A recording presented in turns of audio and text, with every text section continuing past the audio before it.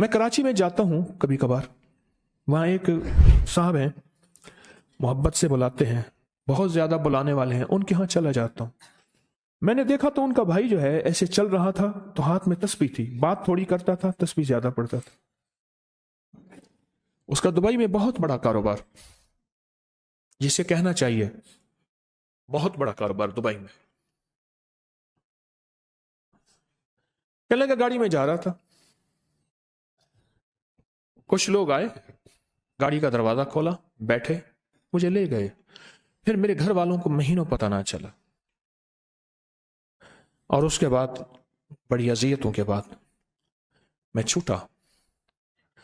اب وہاں بیٹھ کے پھر اللہ ہی تھا تنہائی میں، اور تو کچھ تھا ہی نہیں۔ کہا کہ وہ اللہ سے ذکر کرنے اور باتیں کرنے کی ایسی کوئی مجھے عادت سی پڑ گئی ہے، اب لوگ مجھے کہتے ہیں کہ آپ جیل کی اذیتوں کی وجہ سے خاموش ہو گئے ہیں۔ میں لوگوں کو لاکھ کہتا ہوں، نہیں، وہ مانتے نہیں۔ جیسے نا بندہ کوئی غم کی وجہ سے بعض اوقات نا چپ ہو جاتا ہے، وہ کیوں کہتے ہیں؟ اسے چپ لگ گئی ہے، خاموش ہو گیا ہے۔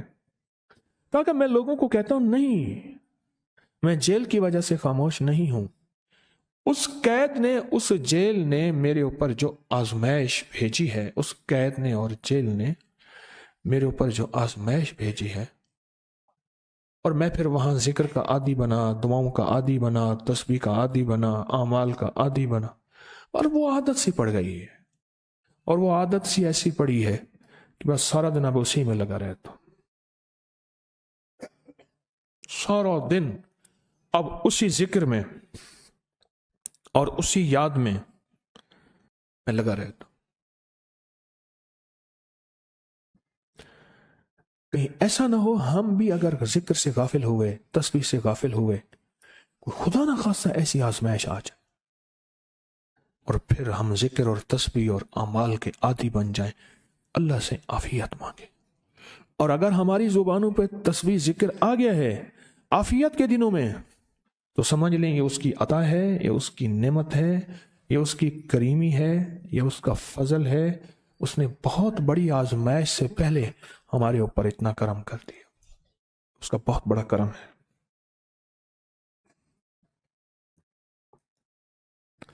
اس لیے اللہ جل شانہ کے حبیب کملی والے نے آزمائشوں سے پناہ مانگی ہے۔ اللہم انی اعوذ بک من جہد البلاء، آزمائش، کوئی بلا آ جائے، ودرک شقاء، شقاوت میں میرا نام آئے، بدبختی میں، یہ بھی آزمائش ہے، وسوء القضاء، میرے لیے ایسے فیصلے ہونا شروع ہو جائیں جو مجھے برباد کر دیں، ایک کے بعد دوسرا میرے حق میں فیصلہ، میرے خلاف فیصلے سارے، وشماتت الاعداء، اور ایسا وقت میرے آزمائش نہ آئے کہ دشمن تالیاں بجائیں، دشمن ہنسیں اور میرا مذاق اڑائے۔ اس لیے میرے آقا نے، میرے حضور نے آزمائشوں سے پناہ مانگی ہے، عافیت مانگی ہے۔ اللہم انی اعوذ بک من زوال نعمتک، اللہ نعمت دی پھر اس کا زوال آ گیا، وتحول عافیت، عافیت دی وہ تم نے چھین لی۔ اللہم انی اعوذ بک من زوال نعمتک وتحول عافیتک وفجاءت نقمتک وجمیع سخطک، اے اللہ کو میرے اوپر ایسے حملے ہوں اور سختیاں میرے اوپر شروع ہوں، مولا میں اس سے پناہ مانگتا ہوں۔ میں مانگتا کیا ہوں؟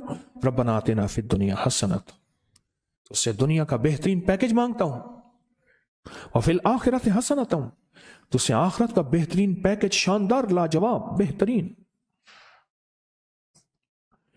ہاں، آزمائشیں، مصیبتیں، تکلیفیں، حوادث، حادثات، ناکامیاں، بیماریاں، پریشانیاں، میں نہیں مانگتا مولا۔ اللہم انی اعوذ بک من الہم والحزن، ہم کہتے ہیں ٹینشن کو، انزائٹی کو، اسٹریس کو، ڈپریشن کو، اندر غم ہے باہر پتہ ہی نہیں، اس کو ہم کہتے ہیں، اور حزن کہتے ہیں جس پہ ہائے ہائے ہو۔ اے اللہ میں تجھ سے اندر کا دکھ جو مجھے دیمک کی طرح کھائے، اور باہر کا دکھ جو مجھے تڑپائے، اندر کا دکھ کھائے اور باہر کا دکھ تڑپائے، اے اللہ میں اس سے پناہ مانگتا ہوں۔ ہم والحزن، عجز والکسل، ایسا کہ میں عاجز ہو جاؤں یا میرے پر سستی غالب ہو جائے۔ کتنے لوگ ایسے ہیں ان کے اوپر سستی غالب ہے، بہت بڑی مصیبت ہے زندگی کی۔ میرے آقا کملی والے نے اس سے پناہ مانگی، اللہ کے حبیب میرے آقا نے آزمائشوں سے پناہ مانگی، اللہم انی اعوذ بک من الفقر والکفر، اے میرا مولا مجھے کفر سے اور فقر سے بچا۔ فقر ایسا، غربت ایسی آئے کہ میرے ذہن میں ہر وقت لوگوں کی جیبوں پہ نظر ہو، ہر وقت لوگوں کی جیبوں پہ نظر ہو۔ یہ دو وقت میں ہوتا ہے، ذہن نشین رکھیے گا، اس فقیر کا تجربہ ہے۔ ایک جب طمع بڑھ جاتا ہے، لالچ بڑھ جاتی ہے، اس وقت لوگوں کی جیبوں پہ نظر ہوتی ہے۔ جب فقر بڑھ جاتا ہے، غربت اور تنگ دستی اور فقیری بڑھ جاتی ہے، پھر لوگوں کی جیبوں پہ نظر اس کی ہوتی ہے اور اللہ کے خزانوں پہ نظر نہیں ہوتی یا کم ہوتی۔ اے میرا مولا مجھے فقر سے بچا اور کفر سے بچا، کہ ایسا وقت نہ آئے میں اپنا دین بیچ بیٹھوں، اپنا ایمان بیچ بیٹھوں۔ ہمارے ایک مخلص تھے عبد الوحید سلیمانی صاحب رحمۃ اللہ علیہ، کہنے لگے انارکلی میں میرا ایک دوست تھا، تو میں اس دوست کے ساتھ زندگی گزری، پنجاب یونیورسٹی میں اکٹھے پڑھتے تھے، تو پھر پتہ چلا کہ وہ بہت مالدار ہو گیا۔ اسلام آباد کے ایک بہت بڑے سیکٹر میں گیا تو اس کا گھر دیکھا، گاڑیاں، بڑا گھر، اور یہاں اس کے پاس ایک پرانی سی پتلون ہوتی تھی اور غربت ہوتی تھی، اور انارکلی کے کسی اوپر چوبارے کے کسی کمرہ لیا ہوا تھا۔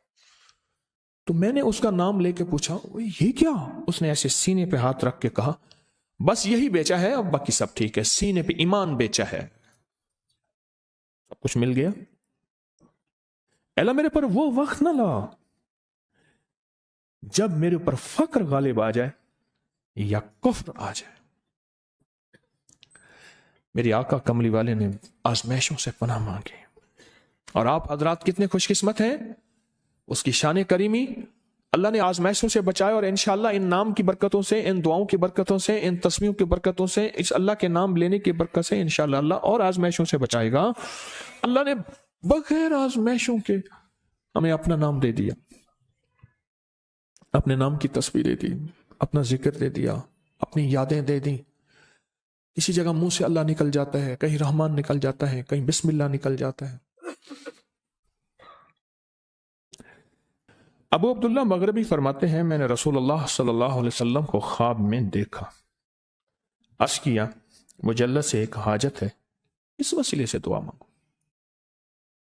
عرض کیا مجھے اللہ سے ایک حاجت ہے، کس وسیلے سے دعا مانگو؟ کوئی عمل بتا دیں، کوئی وسیلہ بتا دیں آقا۔